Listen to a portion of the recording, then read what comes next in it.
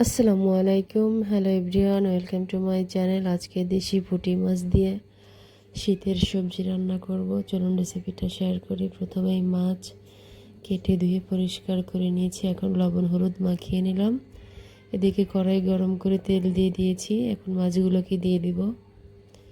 মাছগুলো আমি ভেজে নিব। তো এখন মাছগুলোকে আমি উল্টে নিচ্ছি। ভাজা হয়ে গেছে, এখন তুলে নিব।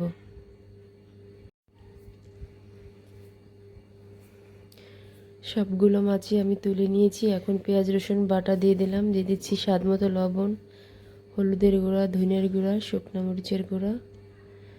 সুন্দর করে নাড়াচাড়া করে মশলাটাকে ভেজে নিব। এখানে সবজি দিয়েছি বিট কফি, সিম, মূলা। তো সবজিটাকে আমি কষিয়ে নিয়েছি। এখন ঝোলের পানি অ্যাড করে দিলাম। এখন ভেজে রাখা মাছগুলোকে দিয়ে দিলাম। দেশি মাছ দিয়ে এরকম শীতের সবজি রান্না করলে ভালোই লাগে। আমি দিয়ে দিলাম ধনিয়ার পাতা।